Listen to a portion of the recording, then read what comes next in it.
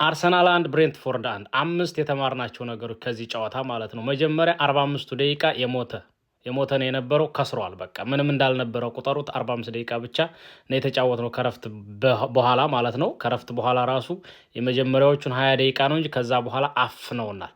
በጣም ተበልጠናል። መሸነፍም ነበረብን ዛሬ እውነቱን እንነጋገር ከተባለ ማለት ነው። የሞከሩት ሙከራ ከረፍት በፊት እነሱ ኦን ታርጌት 3 እኛ 0 ኦን ታርጌት ነው የነበረን ከረፍት በፊት ማለት ነው። ከረፍት በኋላ ደግሞ ያሞከሩት ሙከራ መርሳት የለብንም። የኛ ዴክላን ራይስ እና ከሱ ማርቲኔሊ ምን እንደነካው እንጂ አትሌቲኮ ማድሪድ ላይ እንዳስገባው ፈርስት ተች እንዳያደርገው ላቆም ይላል። ኮንትሮል ምን ያደርግለታል? ኮንትሮል እሱ የባከነ ነው። ከዛ ውጭ ግን ዴክላን ራይስን ማድነቅ አለብን። ሁሌም አይደክመውም በሚገርም ሁኔታ ማለት ነው። ዴክላን ራይስን ማድነቅ አለብን። ዩሪያን ቲምበር ደግሞ መውጣት ነበረበት፣ ተቀይሮ መውጣት ነበረበት። ግን ማን ይግባ? ቤን ዋይት ተጎድቷል። ስለዚህ እሱን ነው የተማርነው። ያየነው ነገር ቢኖር ቲምበር የለም። ይህን 3 ጨዋታ በጣም ቀንሷል ማለት ነው። ከዛ ውጭ ግን ክርስቲያን ሞስኬራን ማድነቅ አለብን።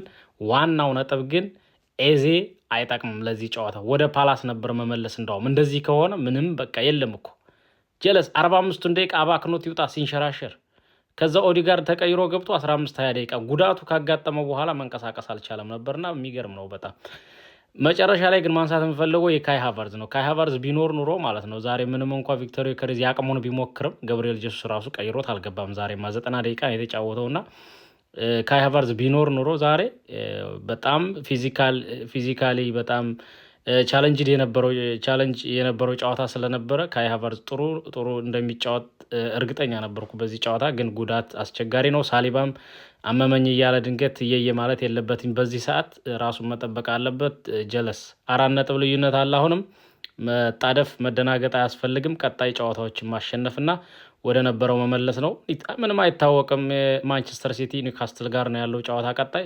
ሁሉ ጨዋታ ከባድ ነው ለሁላችንም። ስለዚህ ተስፋ መቁረጥ አያስፈልግም። ይመቸን። ከሞኒ ገነርስ